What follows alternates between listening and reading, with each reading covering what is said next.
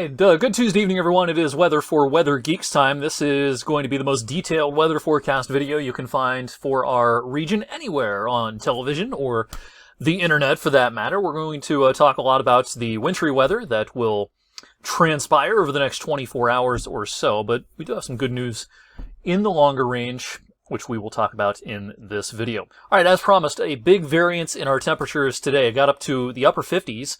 In Salineville and Calcutta and Wellsville and East Liverpool, while parts of northern Trumbull County struggled to get out of the upper 30s to around 40.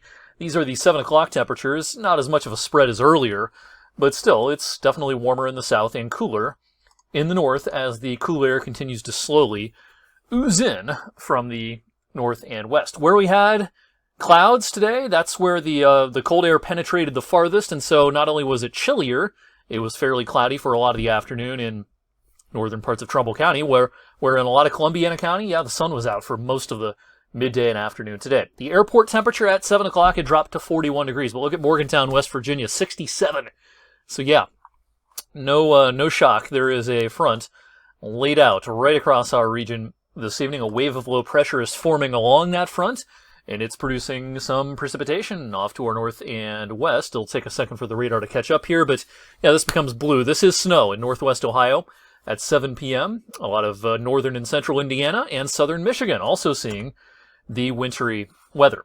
The Weather Service in Cleveland did hoist some winter weather advisories for some locations to our north and to our west. Nearby counties, including Geauga, Ashtabula County, included in that winter weather advisory because it still looks like the highest snow amounts overall, probably up to advisory criteria, will be near the lake shore and then heading off to the south and west of Cleveland. And then because of the cold tomorrow night, there are freeze watches out to our south. Now, there's nothing special about the temperatures off to our south. They're going to be about the same as they will be here locally, but the growing season has been declared as having begun in areas south of Columbiana County. So Carroll County, Jefferson County, Hancock County, West Virginia, Beaver County, PA, all places the Pittsburgh Weather Service has determined that, for all intents and purposes, the growing season has begun. Not officially begun yet in Columbiana County and points north, so there's no sort of cold weather alerts out, even though there's going to be a hard freeze everywhere tomorrow night and into Thursday morning. All right, one thing, of course, that will be very important with the snow pushing in late tonight and tomorrow morning, the ground temperatures.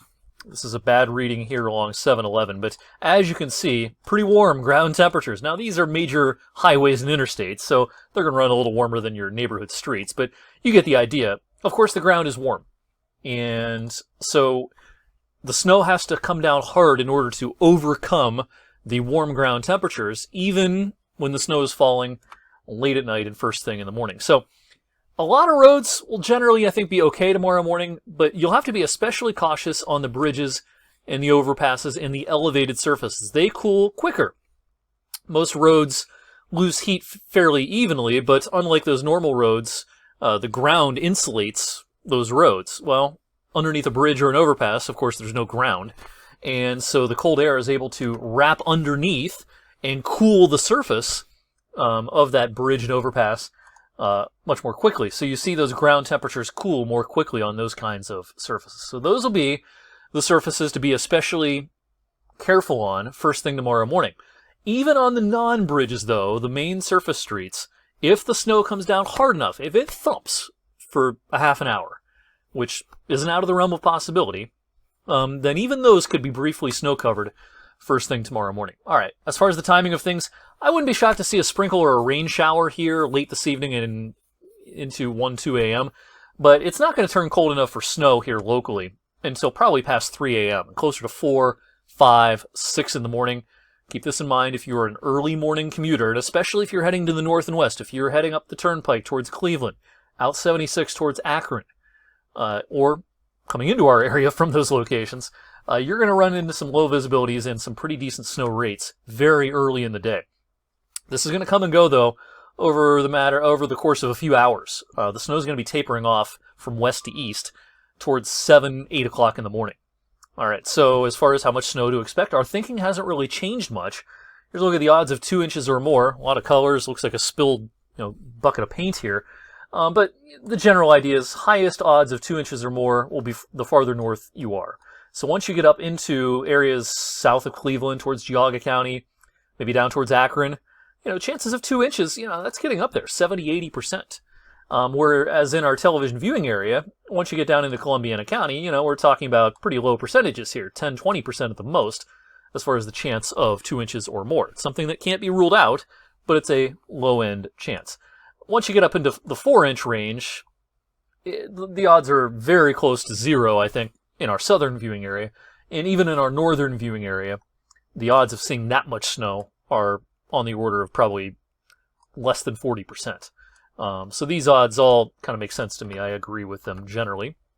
Here's a look at the computer model spread for the Youngstown Warren Airport and down towards downtown Youngstown, kind of the dead middle of our viewing area.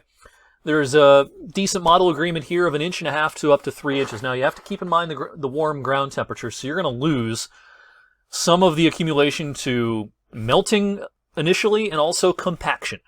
So even though the model output shows, several of these models show between 2 and 3, you can almost maybe divide those amounts by at least a third, if not a half, because of the melting and compaction, especially at the very onset of things.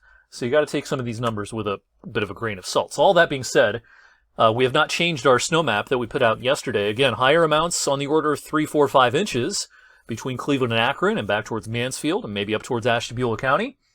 In our television viewing area, I think 3's really pushing it. I can't rule it out, but it's pushing it. I think a slushy 1 to 2 inches will be fairly common. Some places will get a little bit less.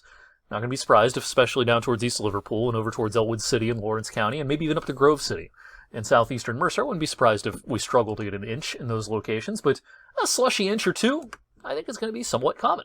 All right, the snow's going to taper off early in the day, and the rest of the day just more like early March.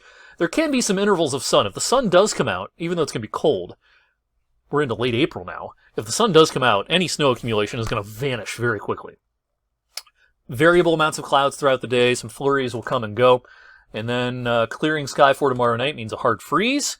And then a dry day coming up on Friday. So speaking about temperatures, tomorrow upper 30s to about 40 should do it. And then with the sky clearing tomorrow night, some of these numbers might be a little too high. Wouldn't be surprised if with enough clearing we get down into the mid-20s region-wide Thursday morning. So yeah, hanging baskets, things like that. Bring them in tonight and just keep them in all the way through lunchtime on Thursday. Friday morning, even though I say you could bring them in, or bring them out, I should say, Thursday afternoon, maybe bring them back in Thursday night. Friday morning could still be kind of cold with a light frost and temperatures near freezing. We might have one more chance for frost early next week, Sunday night. Heading into Monday morning, but a change is coming. It may be kind of temporary, but all the cool weather anomalies, all the cool air anomalies will be replaced eventually, but next week, by this building warm air mass by Sunday. It's moving out into the plains, and it's going to come east by Tuesday and Wednesday. So I think we are going to see 70 plus, at least for a day, perhaps even 2. I think the tail end of next week and towards the very end of April will not be as warm. But middle of next week, next Tuesday, next Wednesday, not going to be shocked if we have at least lower 70s, if not middle 70s, and this week's wintry mischief will be ancient history. All right. Thanks for watching Weather for Weather Geeks on this Tuesday evening. Tonight on 21 News at 11, I'll have a fresh radar update and a fresh overall update, of course, on what we can expect for morning commuters on Wednesday.